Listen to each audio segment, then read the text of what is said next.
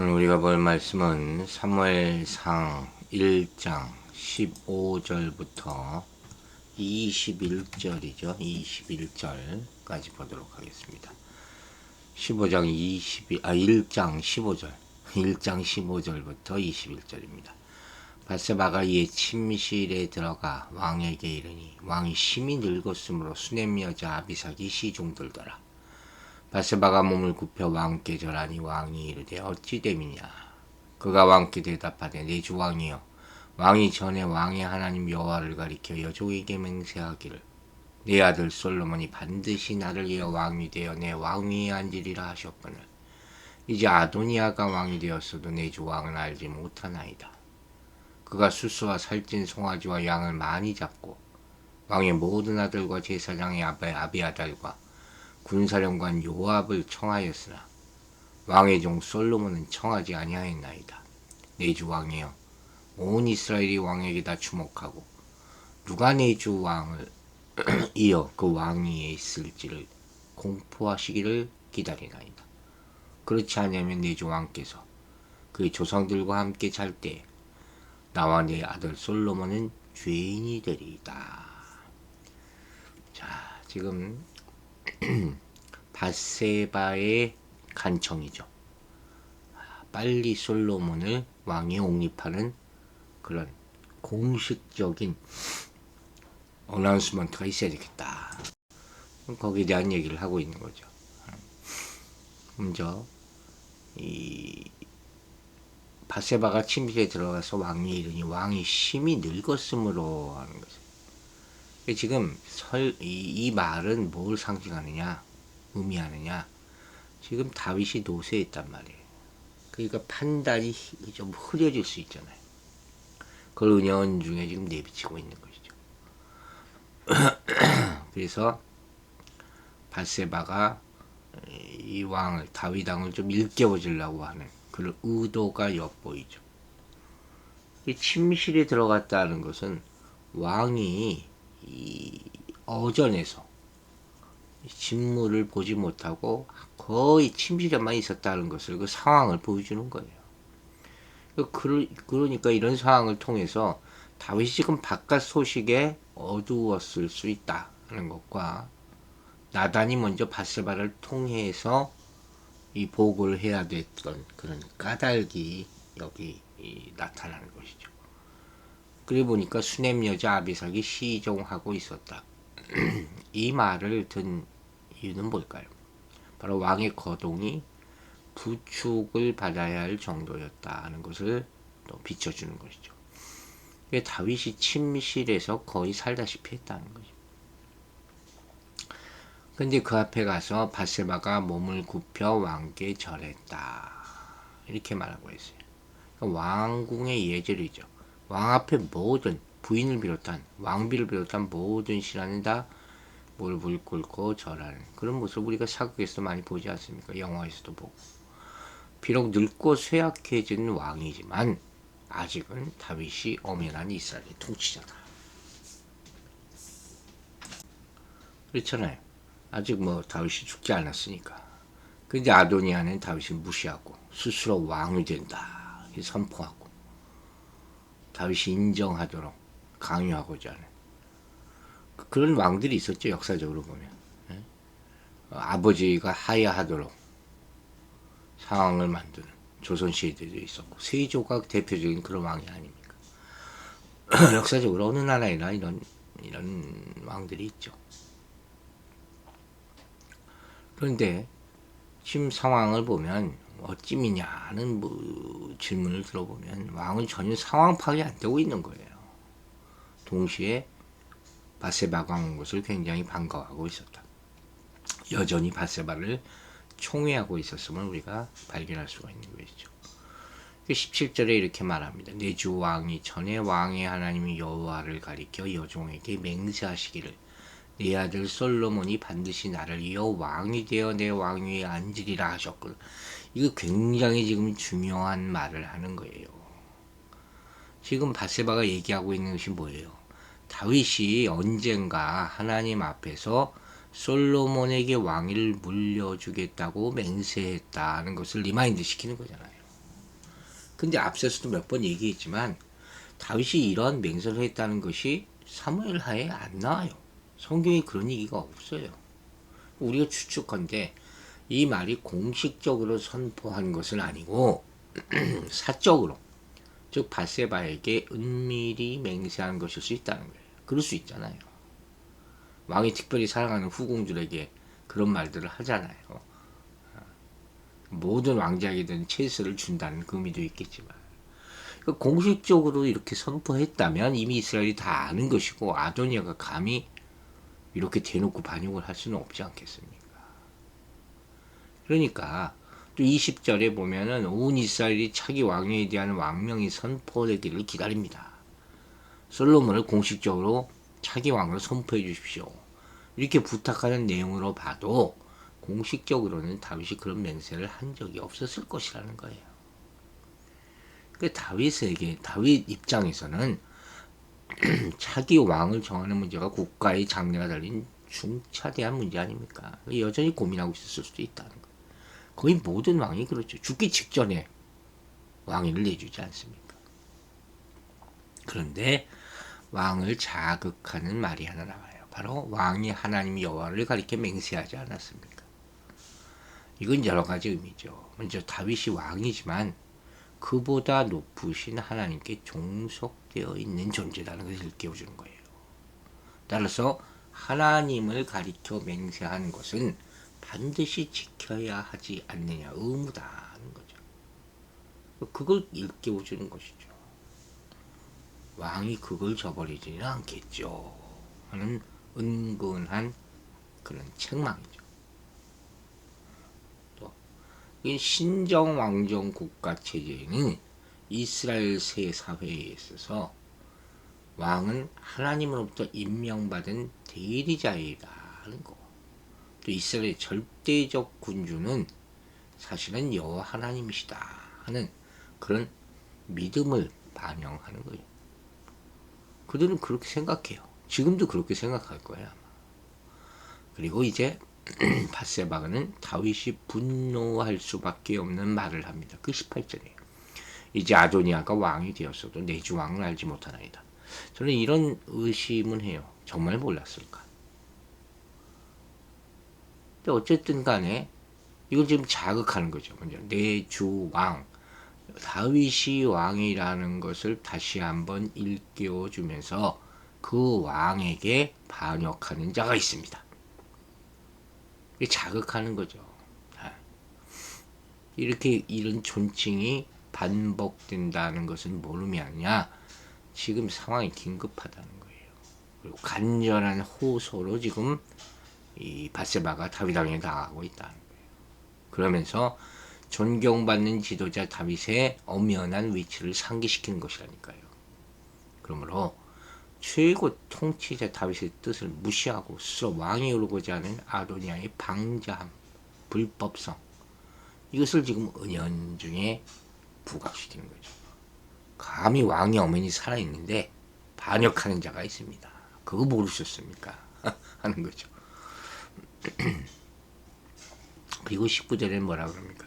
그가 수수와 살찐 송아지와 양을 많이 잡아서, 앞에도 얘기했잖아요. 사람들을 다 초청했는데 왕과 솔로몬은 초대하지 않았습니다. 밧세바가 나단으로부터 공고받은 내용이죠. 이 얘기를 꼭 하라. 아도니아의 모반 행위는 아주 주도 면밀하게 이루어졌다는 사실을 다시 한번 보여주는 거예요. 그리고 5절에서 병거와 기병과 전배 50인을 예비하고, 또 군대 장군 요압과 제사장 아비아들을 거사 핵심 인물로 포섭하고, 또 에느로겔 근방에서 대관식을 하려고 거사 장소까지 예비하고, 제사 잔치를 빙자했잖아요. 그래서 거사 모임을 은폐하고 자신의 추종 세력과 솔로몬의 추종 세력과 정확하게 딱 나눴어요. 굉장히 치밀하게 반역을 계획했던 것이죠. 그러나 결과적으로 볼 때 아무리 이렇게 치밀할 준비를 했다 할지라도 결국 하나님이 예정하신 솔로몬의 즉위를 막지는 못했다. 이걸 보면 핵심이에요. 즉 인간들이 온갖 수단과 방법을 다 동원해서 하나님의 섭리를 대적하려고 할지라도 그분의 예정하신 뜻은 어김없이 이루어진다. 이게 본론의 주제죠. 여러분, 여기에 100% 순종해야 된다는 거예요. 하나님은 결국 하나님의 뜻을 이루신다는 것이죠. 20절에는 온 이스라엘이 왕에게 다 주목하고 있다 하잖아요. 즉 이건 무슨 소리냐? 아도니아가 아무리 스스로 왕이 되었다, 내가 왕이다 해도 백성들은 최종 판단을 보류하고 있다는 거예요. 다윗만 바라보고 있다. 다윗의 입술만 바라보고 있다는 것이죠. 그러니까 연장자가 반드시 왕위를 계승해야 돼. 아도니아가 그 당시에는 이 왕자 중에서 연장자였잖아요. 그런 생각을 백성들은 다 받아들이지 않는다는 거죠. 백성들이 보는 건 오로지 다윗의 공식 선포다. 왕들의 권한이에요. 마지막까지 가질 수 있는, 후계자를 지명할 수 있는 그런 권한이. 영화에도 자주 나오잖아요. 임종 직전에, 아까도 얘기했잖아요. 임종 직전에 가서 누가 내 후계다. 이게 제일 정말 이 왕조의 운명을 결정할 수 있는 순간이죠. 그러나 이것을 더 중요한 의미는 뭐냐입니까? 하나님의 임명권이 어디 있느냐. 이스라엘 백성은 하나님의 뜻을 보는 것이죠. 하나님의 대리자인 다윗을 통해서 다윗의 아들들 중 하나님이 뽑은 인물이 선포되기를 기다리는 거죠. 그러니까 압살롬의 반역대와는 지금 전혀 다른 상황이 전개되고 있다는 거죠. 압살롬의 인기는 어마어마했거든요. 그것이 반포되기를 기다리고 있다. 그러니까 바세바가 지금 자신의 진술을 확대시킨 것이죠. 자기 개인에게 했던 것뿐만 아니라 다윗이 왕위 계승자를 지목하는 일은 자신뿐만 아니라 온 이스라엘 백성들의 지대한 관심사입니다. 사실이죠. 그래서 바세바가 굉장히 지혜로운 여인이었다 하는 것을 여기서 한편으로는 볼 수가 있는 것이죠. 그리고 마지막 21절 이렇게 얘기합니다. 그렇지 않으면 내 주 왕께서 그의 조상들과 함께 잘 때에 나와 내 아들 솔로몬은 주인이리이다. 죽은 목숨이라는 거죠. 그러니까 왕께서 그의 조상들과 함께 잘 때, 보통 열조와 함께 돌아간다. 창세기부터 아브라함, 이삭, 야곱, 요셉이 죽을 때마다 이런 표현을 쓰죠. 왕이나 뭐 위대한 인물, 지혜로운 자의 죽음을 표현할 때 사용하는 그런 관용어죠. 그때 왕이 죽으면 어떻게 됩니까? 나라가 혼란스러워질 상황이 많잖아요. 그때 이제 잡혀 죽을 것입니다. 두려움을 가지고 왕위 경쟁에서 실패할 수 있으니까 역적이나 반역자가 돼서 죽을 수 있습니다. 이렇게 호소하고 있는 거예요. 이 문제는 앞서서부터 계속 얘기했듯이 다윗이 끝까지 책임지고 선포해야 될 의무였다는 것이죠. 이렇게 바세바는 다윗의 맹세와 나단 선지자의 맹세를 통해서 아도니아가 왕이 되는 것은 하나님의 뜻이 아니고 솔로몬이 다음 왕이 될 것을 확신하고 있었던 것이죠. 이런 확신과 함께 지혜와 분별력을 가지고 이 위기를 개인의 위기뿐만 아니라 가문의 위기, 나라의 위기죠. 이 정면 돌파해 나가는 거죠. 우리에게 주는 교훈은 뭘까요? 우리는 세상적이며 인간적인 방법을 쓰고 싶은 유혹을 받을 때가 많아요. 지금 이 상황은 똑같아요. 하지만 그걸 버려야 된다는 거죠. 말씀과 기도를 통해서 하늘로부터 난 지혜를 가질 때 위기를 돌파해 나갈 수 있다 하는 것을 여러분 명심하시기 바랍니다. 이게 진짜 믿음이에요. 바세바가 다윗을 설득한 것처럼 다른 사람들을 비방하거나 자신의 요구 조건을 앞세우기보다는 하나님 앞에서 드린 약속과 공동체의 뜻을 강조하는 것이 필요해요. 물론 이 얘기를 하려면 사람들이 피하더라고요. 그렇게 함께 하자고 맹세했던 사람들이 다 도망가고 가슴 아픈 거죠. 자기 이익, 자기 의의만 따지는 거죠. 그러나 그렇다고 해서 다 그렇게 하면 안 되죠. 지금 솔로몬의 운명은 다윗의 선포에 달려 있는 거예요. 이거는 그 사람은 개인의 뭐 자질이 뛰어나 이게 아니에요. 뭐 시험 공부 잘해서 열심히 해서 1, 2등이 되는 그런 문제가 아니에요. 전권을 가진 왕이 되느냐 아니면 반란을 도모한 대역죄인이 되느냐의 문제란 말이에요. 여기에 솔로몬의 개인의 능력이나 공관이 전혀 변수가 될 수 없는 거예요. 그의 영특함이 아무리 대단해도 그것도 왕이 될 수 있는 조건이 아니에요. 전적으로 다윗의 선택, 또 지혜가 필요하다. 다윗이 은혜를 베풀어야 된다.